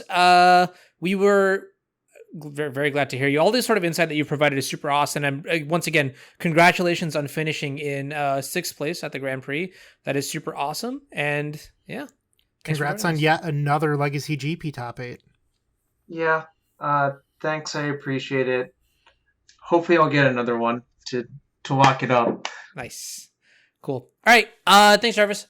Thank you. And our next guest for the episode is another GP Top 8 competitor, Ben Stetcher. Welcome, welcome, welcome. So, Ben, you played probably the most exciting deck of the weekend to have a performance. You played Burn, and that is interesting. We just finished wrapping up with Jarvis, and it turns out you're the first player to ever top 8 a Grand Prix in Legacy with Burn. So that is an amazing accomplishment. Very, very well done, and super excited about it. We got a lot of questions for you, so I guess we'll just dive right into it. I mean, tell us a little bit about your Magic background and how you got into Burn, and then also, just like your experiences leading up into the tournament. Yeah, no problem. First, thanks for having me. It's good to come on a podcast and talk about the event. So I started playing Magic back in the late 90s pretty competitively, hanging out with high school friends and stuff. And then I took about 10 years off, so I started back again around Innistrad and played competitively again. I ended up qualifying for a Star City Invitational, and I think I did it through Standard. I found out I was going to go there, and half the matches were going to be Legacy. I really didn't know much about Legacy. Like I said, I missed about a decade of cards. So I looked online, decided on Burn since I still know how to cast Lightning Bolt and Fire Blast from back in the 90s. and it actually did okay. I think I was maybe 2-2 day one with burn, and something similar day two. So I actually won a few matches. Other than that, one of my best friends from high school, which was also back in the 90s, got really into Magic again about the same time. So we started just buying up legacy cards, playing a lot casually. And yeah, so I was pretty familiar with the whole legacy metagame by the time, within a few years. Yeah, so as of right now, this GP Atlanta was the first time I'd played in about 2 years. I hadn't played a tournament. But before that, I went to Denver to visit a friend, and there was an SCG, I think it was a Premier IQ. So I brought a deck along. I just brought Burn because that was kind of my old standby. I ended up top 8ing that and immediately losing to Chalice of the Void. So that was actually the last Legacy tournament I played. So Burn's always kind of been my backup plan. I feel the most comfortable with it. I should really expand my horizons at some point, but... No, I love that a lot, actually, because I've seen a lot of like different pockets in the legacy format. So for me, like, I'm a dedicated Miracles player. Bryant is obviously dedicated Storm Pilot. And so I think this is the first time I've actually like seen someone who's just like very like deeply engrossed in the red sorceries. So that's awesome. I like that a lot. So you've been playing Burn for a while. So coming up into this event, let's say, what was your preparation like? I mean, I guess now I know why you chose Burn for this event, because I mean, Legacy is a format where, you pretty much just pick what you have the most experience with. And that's like, regardless of the positioning, I think experience is just the most important thing. So then talk to me about like your like the weeks leading up to the event. How did you prepare, for the event? How did you come across your list? That sort of stuff. Yeah, I mean, you're right about the experience thing. We decided to go about 2 months before the tournament. I actually started playing Red Prison. I bought the cards on MTGO, decided I'd try to get a bunch of leagues in with that, and they were going pretty mediocre. I think I had a lot of 3 and 2s. I wasn't very excited about the deck, so I just would, I'd play a league and then I'd just play a league with Burn just to kind of keep my interest up. So when I flew to Atlanta, I actually wasn't totally sure what deck I'd be playing. My buddy, he keeps our collection. He does a really good job managing it. He re-sleeved all our decks. He brought about 9 decks with him, including Red Prison and Burn. I'd sent him a Burn list that I liked. So when I got to Atlanta, I actually wasn't sure what I was going to play. So Thursday, it was Thursday night. We were just kind of messing around on MTGO, practicing a little bit, and I decided to run a league with Burn, and I put in 4 Exquisite Firecraft, which I'd seen someone else do online. I can't remember who, but it ended up I went 5-0 Thursday night, so that was the only practice I did in Atlanta before the last chance trial on Friday. And it felt good. The 5-0, I beat a couple matchups I didn't think I would. I beat a Rug Delver matchup in that league pretty easily, and that made me, kind of want to play Burn even a little more.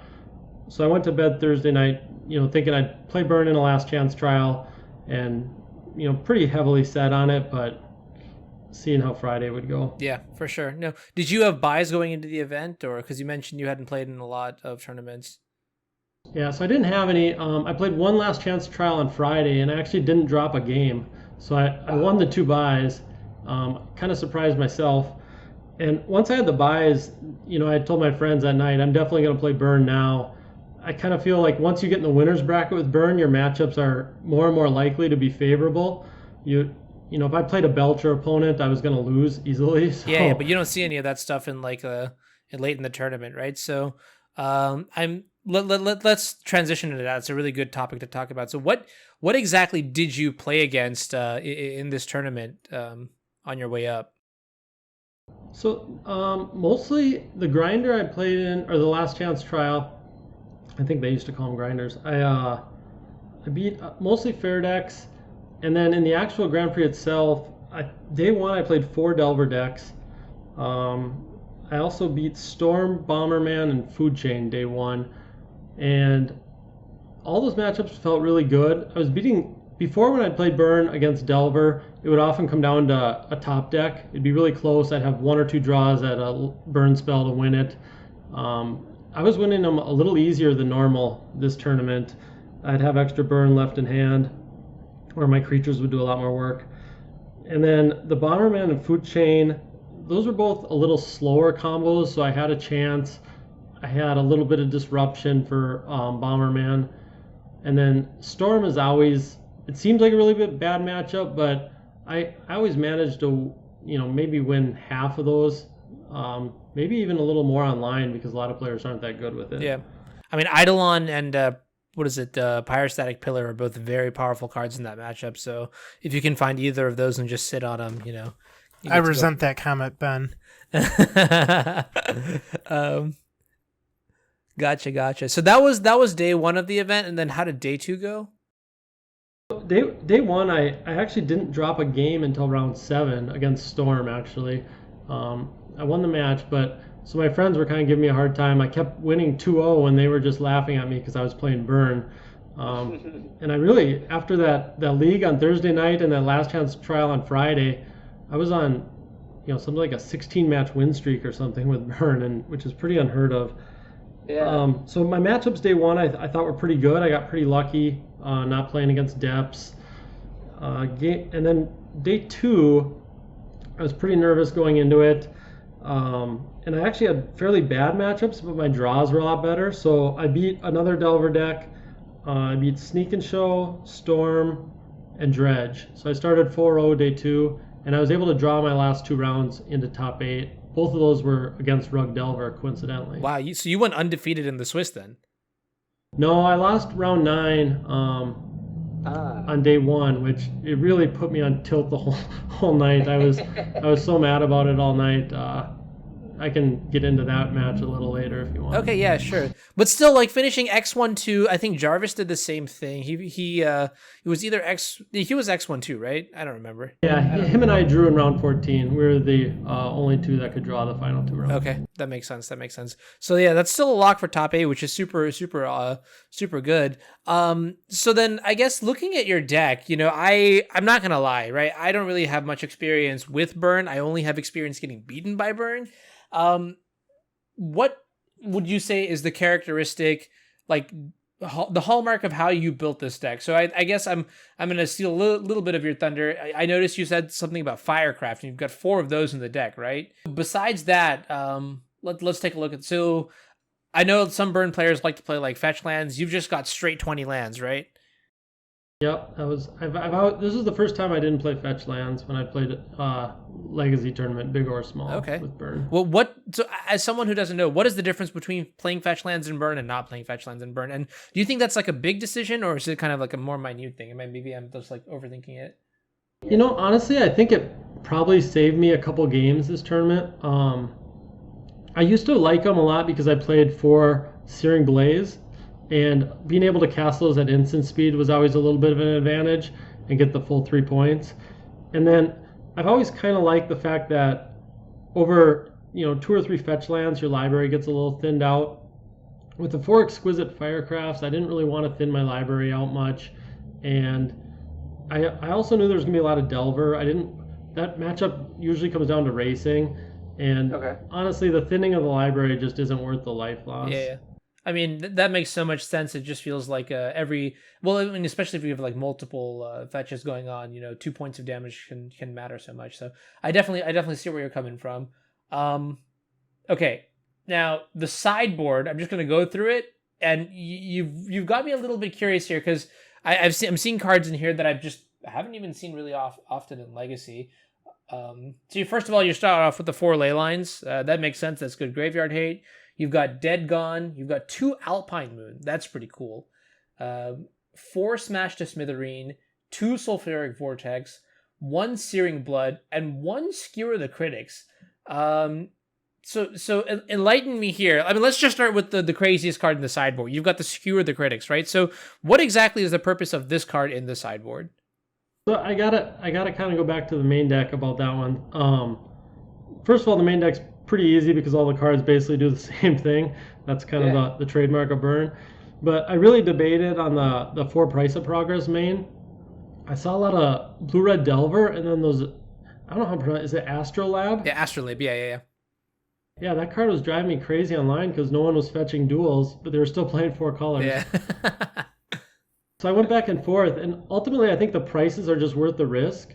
They're must counter spells against all the Delver decks, and I can usually still fire them off for like 2 points of damage when they're useless. But I knew there was going to be a lot of matchups where I had to side them out. So one of the challenges was I wanted to make sure that I had some flexible cards in my sideboard that I could just swap out for a price of progress and really not make the deck any worse. So the one Skewer of the Critics was kind of the 15th card, and I just wanted it to be a flex card. Gotcha. So give me an example of a matchup where you would board out the price of progresses, and like how would you board like against the 4-color snow decks, like with Astrolabe, would you cut the price of progresses? I played against a food chain player, and it was a snow food chain, and he was searching up basics. I played against a couple blue-red Delvers. They searched up basics, but most of those decks are they're still always tempted to go get the duel, right? Because they have both colors in their hand.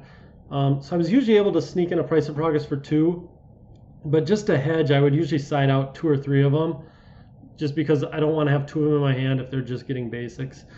And usually I would put in like a Skewer of the Critics, and then either a Sulfuric Vortex or a Searing Blood, depending on the number of creatures.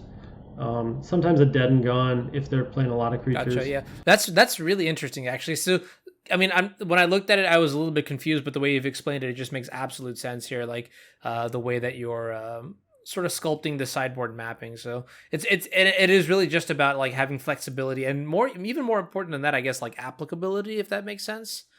Because in general, I've always thought that Burn is the kind of deck that how do I explain this? It just has inevitability like no other deck does, right? Because you just keep drawing. If you draw your whole deck, you're going to draw like 70 points of burn or whatever that number is. And basically, it's the opponent's job to make sure you die before you get to do that. And so you minimize those sort of options or those sort of timelines by cutting the cards that do the least amount of damage. So major props. So this weekend then, tell me about maybe like... what were some of your most memorable plays? What were the best cards in your deck? Like, moving forward, do you think, for example, all burn decks should be playing 4 Firecraft, or? Exquisite Firecraft surprised me all weekend. I think I must have finished off 8 or 9 games against Force of Will deck just by getting him to 4 life. And sometimes I'd have to tackle a couple creatures into a blocker just to get them down to 4. But actually, both games against Jarvis in the top 8, my final spell was Exquisite Firecraft. And in the second game, he had a daze, but it didn't. I had spell mastery, so I wasn't able to counter it. So that card was great for me all week, and I thought it would really slow down my clock, but I went up to 20 mountains instead of 19. So I usually got to 3 land pretty easily, and then it's a 4 damage spell, so it doesn't hurt your clock too bad. The price of progress I would say is probably the most flexible card right now. Everything else I think is good for the main deck. As far as the sideboard, I think I would probably try to go up 1 more piece of Graveyard Hate. Leyline the Void used to be really good when everyone was putting in Abrupt Decay to try to kill like Grafdigger's Cage or something. But a lot of my opponents just had answers for Leyline after sideboard anyway. So I might mix that up or even put in a 5th piece of Hate. Those matchups are really tough if you don't draw something. Yeah, I know like Eric Landon, who streams a lot of Black Red Reanimator, has like a bunch of like Reverend Silences and Serenities and things like that. So, it just feels like everyone's prepared for Leyline. I wonder if like a combination of things like, I don't know about Surgical, but like Fairy Macabre or, I don't know, other permanent based forms of hate would... yeah, those are the 2 I was thinking of. Maybe a Tormod script, but I think I'd lean towards those first 2. Yeah, as far as memorable plays, I was going to write like a little tournament summary or something and put it on Reddit, but I figured I'd wait. If I was going to talk about it on the podcast, maybe that's just better. I didn't have a ton of good plays. Actually, day 2, my easiest matchup during the Swiss was Rug Delver, and that match came down to game 3, and he was at, I think, 3 life, and he had made a mistake earlier by his own admission to not speed up the clock by casting another creature. He was trying to play around price of progress. So he gave me 1 more draw step. And then he told me to just flip it up, telling me he basically didn't have a counter. So I had to just straight flip a card over and hope it dealt 3 damage. And it was Fire Blast, which was Nice. basically a 50-50. And that was supposed to be my easiest match of day 2, but it ended up being the closest. So that one was cool. My last match, I think it was round 13, where if I won, I knew I could draw in, was against Dredge. And we both mulliganed game 2. And then I kept a hand that was great. It had double Leyline of the Void. So we went to, pregame, whatever effects, and he slams down 2 Leyline of Sanctity, and I throw down 2 Leyline of the Void.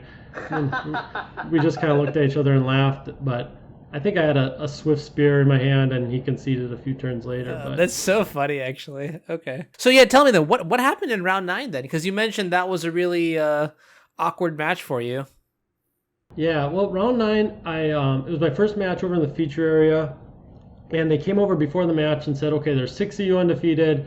The 3 that win, stick around. We're going to do a little interview. You probably saw those on the Channel Fireball Twitter account. So I was playing Hunter. Don't recall his last name right now. I'm going to look. Hunter Nance, yeah. Hunter Nance, yeah, good player. And we get deck checked before the match. And so I kind of knew I was going to get deck checked because everyone around me was the matches before, but not a big deal. So we wait, and finally the judge comes over and tells me he needs to talk to me. So I'm like, oh, this can't be good. So I go over to the judge's booth, and I say, is anything wrong? Is my deck list wrong? And they're like, no, nothing's wrong, but your sleeves don't appear to be consistent. And I just kind of said, well, that's impossible. My friend re-sleeved all our decks. They're all, the only thing we have are KMC sleeves. We have like thousands of them just sitting around, and these were all new ones. And they went on to tell me that some of them have a slightly different cut, because if you don't sleeve them all with the same pack, it's essentially the same thing that happened to Bob Huang. Is it Huang? Wong, yeah, Bob Wong. Yeah. Sorry, Bob Huang. So they explained that some of them were different cuts, and that wasn't legal. Now, I'd never heard of this before, so I was kind of frustrated. But they said they did have like 2 or 3 judges check, and they were able to pull out at least one playset. So they said some of my lands were, some weren't, and they pulled out a playset of Lava Spike along with a couple singleton cards. I think it was maybe Monetary Swift Spear and something else. But, and I kind of laughed and said, why would I ever put Lava Spike? It's like my 28th best card, and all my cards do the same thing. So then, I kind of wanted, they basically said, I told them what happened, how we sleeve our collection. And they said, okay, we know it's not intentional. But you still have to get a game loss. And I was kind of upset. I'm like, my deck has no way to shuffle. My opponent gives it to me, and I just draw off the top. So the fetch lands might have actually helped me in a other way. But anyway, it was just, I knew I was getting a game loss after they explained it and said that multiple judges, tried it to see they were miscut. So I had to buy a new pack of sleeves. They helped me re-sleeve it. So afterwards, I talked to my friend, and he said he opened like 10 of those 40 packs and was just going through all the legacy cards re-sleeving. So, maybe he grabbed different cards at different times or something. I don't know. He felt pretty bad. So, I'm trying to keep my composure. I go back to the match. I'm down 0-1 against Rug Delver. I still think I can win that match. I've been doing really good against it. And I get Hunter down to, I think, 6 life, and I have a Bolt and a Mountain in hand. I get the Bolt to resolve, and then I end up drawing 4 straight Mountains in a row while he beats me down with an Arcanist, and I end up losing. So I was super mad that and my tiebreakers were really good, because I think the guy I beat in round 3 went 8-1, and then someone I played later went 8-1 too. So I was kind of mad that I think if I would have won, I would have been in first place and undefeated, but to lose 2 games those 2 ways was just super frustrating, and all night I was just steaming mad. I don't know. Yeah. No, I mean, that's definitely an unfortunate circumstance. We didn't actually get to talk about the whole Bob Wong thing. Like, I mean, it's kind of funny, like, because Bob got straight disqualified from the event, whereas I guess you got a chance to breathe again. And I think that just has to do in part with the fact that, you you knew exactly like how the sleeving process went, which is kind of interesting, actually. I don't know. Maybe this isn't the time to talk about the exact like the judge situation and the judge ruling and things like that. But I don't know. I mean, the judges were really good. They explained it to me. I didn't know at the time how my friend had sleeved them. I found that out afterwards. But the fact that I didn't bring my own deck, and they said I had a good explanation. I didn't read the post that Bob made, but someone said, maybe he didn't explain it right, or maybe he could have explained it differently. I don't know. I didn't know it was even a thing they checked for or that people did. So I kind of asked the judge, like, in the future, what should I do? So, I think the lesson is, if you're doing well in the tournament, bring your deck to the judge booth and have them look through your sleeves or something just to prevent that. Yeah. I mean, it's also kind of tough because, I mean, you're playing the whole day and like you couldn't even notice, any sort of like fluctuations or differences, and like, yeah. What? Even at the judges table, I couldn't, to be honest. And then, they gave me some more tips, like shuffle your sideboard in periodically so that all your sleeves, wear the same. Stuff I really haven't thought about. Yeah.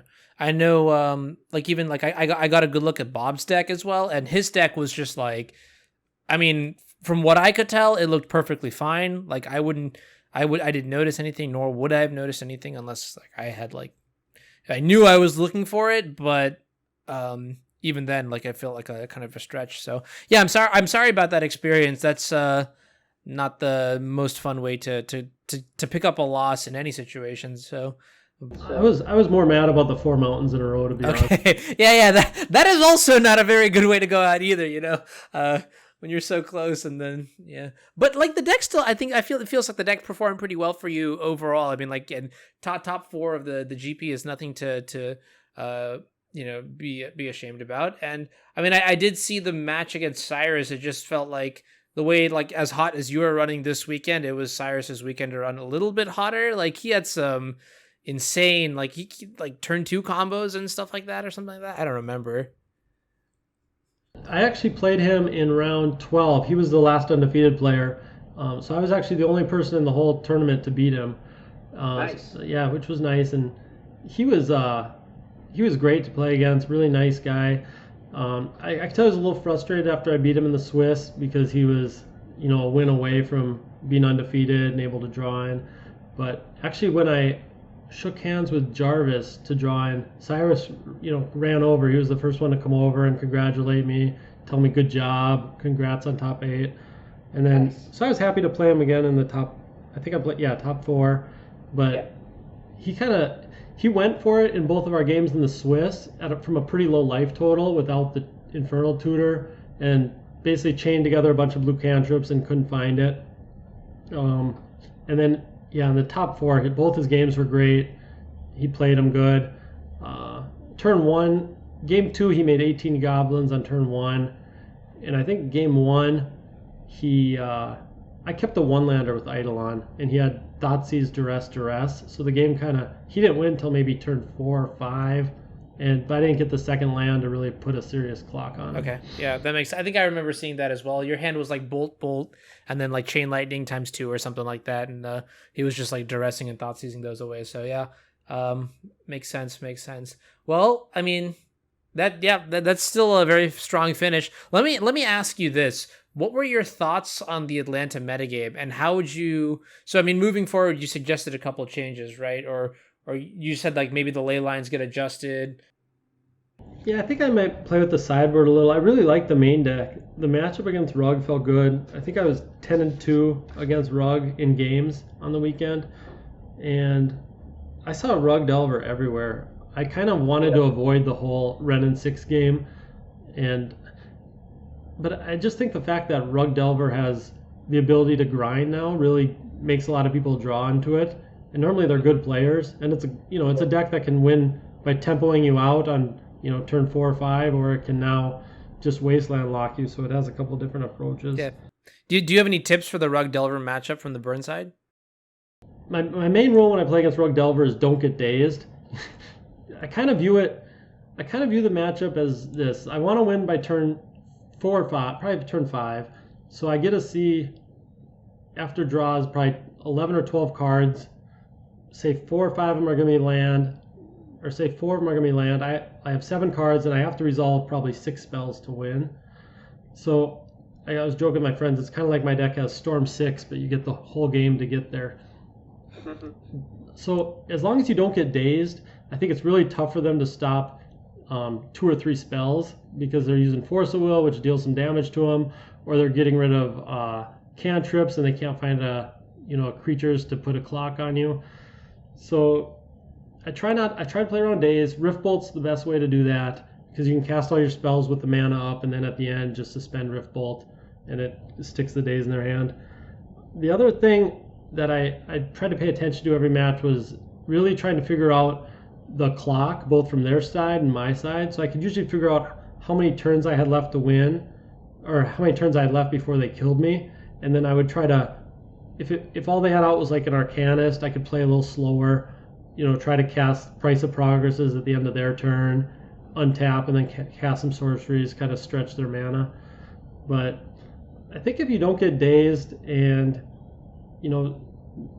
play aggressively, you're in pretty good shape. Sometimes you got to be a little careful on laying the Goblin Guide if they mulligan, because they can use their extra land so well.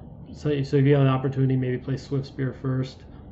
And if they have a Flip Delver, they're gonna have a quicker clock, so sometimes you have to use a burn spell on that. But as long as you can kind of always keep track on who's gonna win the race, I think the matchup's pretty good for you. Okay. I mean, going 10-2 in games is like a very indicative sign that it feels like the way that you're describing it, you've solved this matchup. The results kind of show for it too. So I mean, obviously not every game will go perfectly, but all these sort of tips and tricks that you're suggesting, Burn players, take note. Please don't use these against me though, because I will not be happy. Well, I'll give a tip for the Rug Delver. The matchup where I had to flip over the Fire Blast to win, and then my match against Jarvis in the top 8, both of those opponents played it really good. I think Jarvis laid a Hex Drinker, and the other guy had Hooting Mandrills. So they had, bigger creatures in their deck, and they both played very aggressively, which makes it tough on me. The minute I have to start trying to kill their creatures, I'm usually in trouble. And okay. Jarvis just kept putting level counters and attacking, and I actually had 2 really good hands against him, and they were both pretty close games because he played so aggressive. So. Creatures in play, turn them sideways. That's probably the best strategy against. I get that a lot. Okay, cool. I think I'm out of questions for you. Is there anything else you like? Do you have any other Legacy events coming up anytime soon? I don't. Now I kind of have the itch. I want to get to another Grand Prix. I qualified for the Players Championship in 2020. So I kind of want to play more Paper Magic, so that's going to require me to get some Grand Prix in. The last thing I'll say about the event is when I used to play big events, I'd usually run into a lot of opponents I had a lot of bad experiences with people being, really mad when they lost or kind of rude during the match. But Atlanta, for some reason, it felt like everyone was just friendly and happy to be there. So maybe I just got lucky, but my opponents were great. I think at least 4 or 5 of them kept, coming up to me day 2, telling me good job, wishing me luck. So I really felt pretty fortunate there, and I think that's really important for the community as a whole. There's a lot of new players that don't want to go to these events because it is intimidating when you sit down across from someone who's really experienced, and they're also being kind of a jerk while they play. Yeah. Shout out to the Legacy community for being great. Appreciate you. But okay, yeah. Well, thanks for joining the cast. I got no more questions, but I've certainly learned a lot from you, and a lot of these original questions that I had have been answered very, very well. So very impressed, and also very proud of your results. So well done, and thanks for joining. Yeah, thanks for having me. It was fun. And thanks for tuning in to episode 15 of the Intro to Glory podcast. Cheers. And on that note, guys, we're going to wrap it up for tonight. Bryant, thanks for being here. Thanks to Jarvis and Ben for both joining us. I hope you guys were able to learn as much as we did. On that note, we'll catch you again next time. And make sure to catch Wilson at point. TwitchCon. I'll be there too. Come say hi to me. Yeah, we'll be partying. Whoa. With each other. And maybe you. All right, bye. Phil has very tiny muscles. He's fucking plated. You could probably sneeze on you and you'd fly away. That guy's so buff, dude. Phil, do you work your neck muscles out? How do you even do that? They should have cast him for the Superman role instead of... I don't give a fuck.